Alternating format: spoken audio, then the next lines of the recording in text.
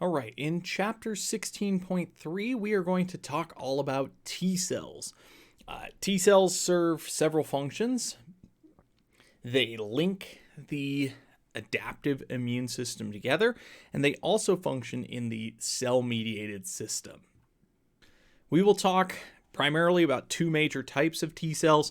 There are a whole raft of different types of T cells, far more than we're going to go into here, but we're going to talk about two broad groups. We're going to talk about a class of protein called the major histocompatibility complex proteins, MHC proteins, and how they function in the adaptive system. We're going to talk about two ways that antigens are processed and presented by antigen-presenting cells. We'll talk about the T cell receptor itself. It has a very specific role in activating T cells. And then we will talk about how we minimize autoimmunity, or basically attacking our own body by immune cells.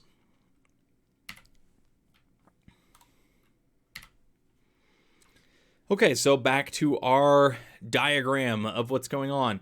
We're going to talk about the T cells this time.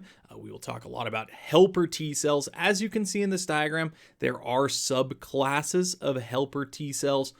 I'm not really going to get into that too much. It's deeper than we need. Our two broad groups are the helper T cells and the cytotoxic T cells, which are going to go out and destroy infected cells. T cells differentiate. They develop, they are first made in the bone marrow, but then they travel to the thymus for maturation. And we have two broad kind of T cell receptors that lead to different classes. All of the helper T cells have a CD4 receptor on them. We talked about this receptor in the HIV section because this is the receptor that HIV uses to get inside of helper T cells. And then it leads to a reduction in T cell number over time, and that will lead to issues with the immune system, or acquired immunodeficiency syndrome, AIDS. The other class of T cell have a different receptor called CD8 receptors. These are the cytotoxic T cells, the ones that actually go out and kill other cells. You can see there are broad different classes of T cells. We start with like an undifferentiated T helper 0 cell, and it differentiates into TFH cells, which will activate B cells. Th1 cells, which will activate cytotoxic T cells, so on and so forth. There's Th2 and Th17, Treg. We're not going to worry about these. This is far beyond what we're doing. We just care about helper T cells and cytotoxic T cells here. Okay, I apologize for the super low resolution image. It's one of the best ones that I could find, but it is super low res. So just to reorient ourselves, we have antigen-presenting cells interacting with helper T cells. Those helper T cells can do a variety of things. They could activate killer T cells, the cytotoxic T cells. They can kind of feed back and work with macrophages to do things, or they can activate the B cells, which will produce antibodies. We've primarily focused on these two options here, the humoral system and the cell-mediated system. For T cells to recognize antigens, we require antigen-presenting cells to show them to them. So to do this, we need a class of protein called the major histocompatibility complex, or MHC proteins. These are found on antigen-presenting cells. They're also found on other cells. We have two different classes, MHC1 and MHC2. MHC1 molecules are found on all nucleated cells, so things like red blood cells that don't have nuclei don't make these. They will present antigens when the cell is infected. So if there is an intracellular infection, a microbe inside of the cell, MHC1 will show the antigen on the outside. MHC2 molecules are only found on on our professional antigen-presenting cells. So macrophages, dendritic cells, they're also found on B cells. But these antigen-presenting cells are displaying antigens on these MHC2 molecules. So MHC1 is critical in showing antigens to CD8 containing T cells. This is because the cytotoxic T cells are involved in destroying infected cells. So if we have an intracellular pathogen that grows in the cytoplasm of the cell, it gets degraded and its antigens get put on the MHC1 molecules. That activates the cytotoxic T cells, which go out and kill that infected cell. If we have an extracellular pathogen, that's going to get phagocytosed by a macrophage.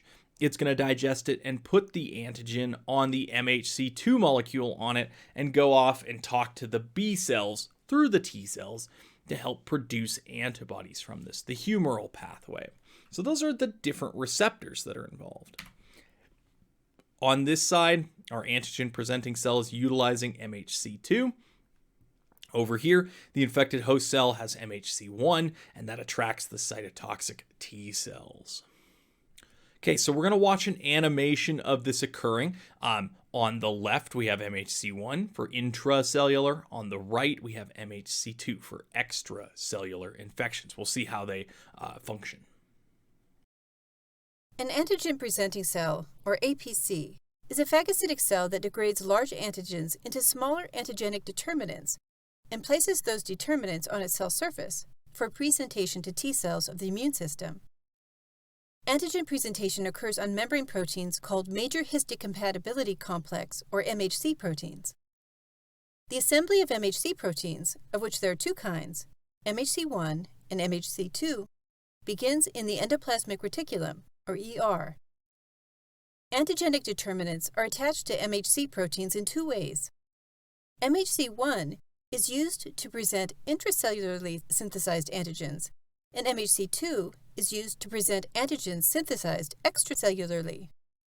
Endogenous antigens are those synthesized by viruses and intracellular bacteria as they grow within the cytoplasm. Some proteins that are produced during an infection are degraded by complexes called proteasomes inside the cell. The proteasome cuts the protein into small peptides, the antigenic determinants, which are then transported into the ER and loaded onto MHC1 proteins. In the ER, the peptide binding site on MHC2 is blocked by the association of a protein called the invariant chain, so only MHC1 carries antigenic determinants originating from intracellular antigens. MHC1, with its antigenic determinant, buds from the ER in a transport vesicle that fuses with the Golgi complex. From the Golgi complex, the MHC1 protein, with its peptide, is delivered by a secretory vesicle to the cell membrane, where the APC can present the intracellular antigen to T cells. MHC2 proteins, with their associated invariant chains, also bud from the ER and fuse with the Golgi complex. From the Golgi, MHC2 proteins then move into late endosomal compartments, which have proteases for digesting the invariant chain. The MHC2 protein is now poised to bind to antigens. Antigens produced outside of the APC, called exogenous antigens, will enter the cell via phagocytosis. Most bacterial antigens originate outside the cell and are internalized in this way. Also, large proteins, carbohydrates, and other molecules are engulfed, processed, and presented on surface MHC molecules. The endocytic compartment contains enzymes that begin to break down the exogenous antigen, producing peptide antigens. The fusion of the two compartments allows the peptide antigens to be attached to MHC2 molecules. The MHC2 protein, with its peptide, is carried to the cell surface. The stronger the binding of the antigens to these MHC surface proteins, the easier it is for T cells to recognize the complex.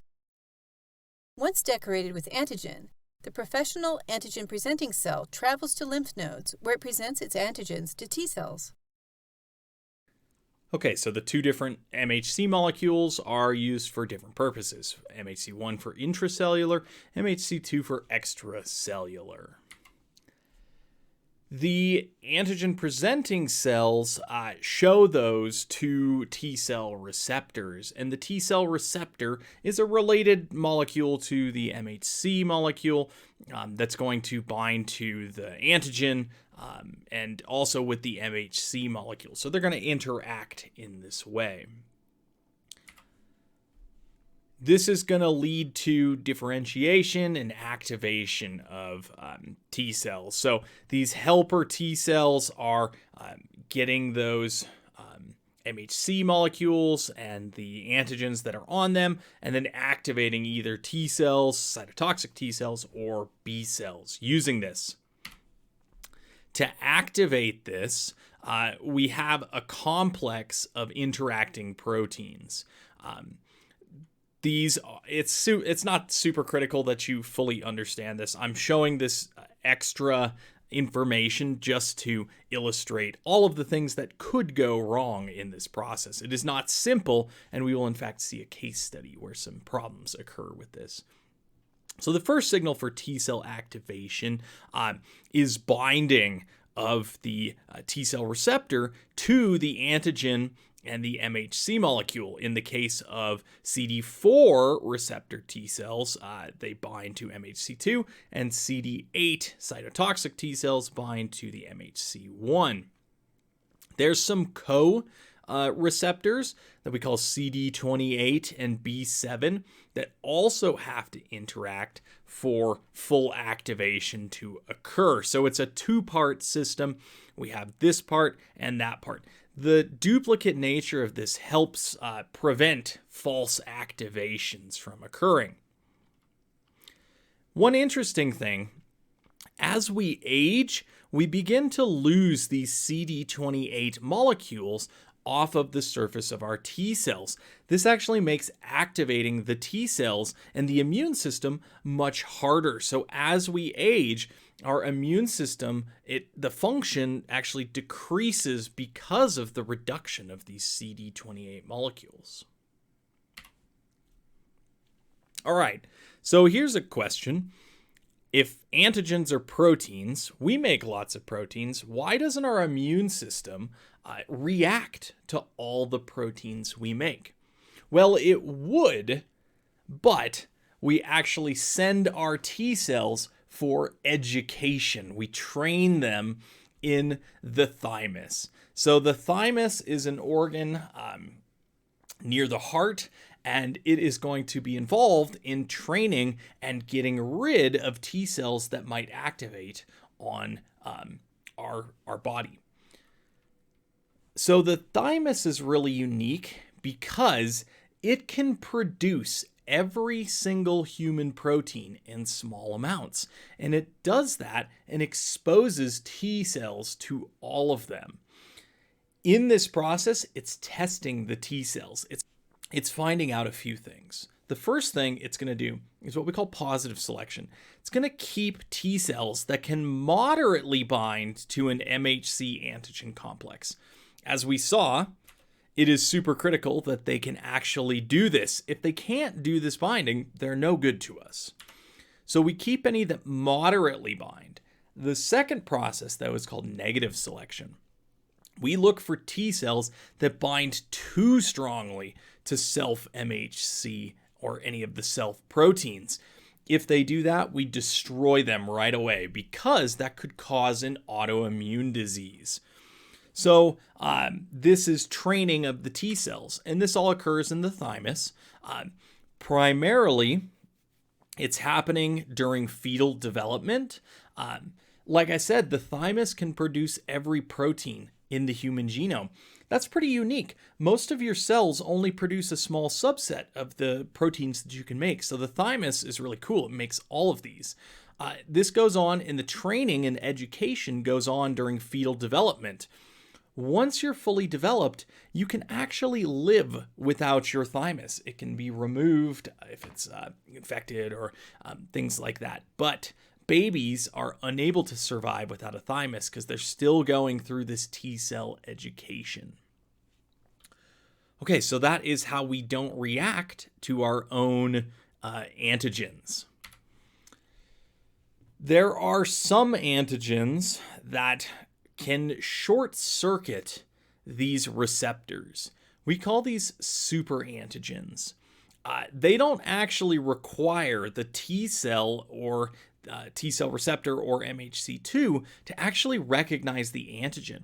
What they do is they bind to the outside and they basically just turn on every single MHC and T cell receptor.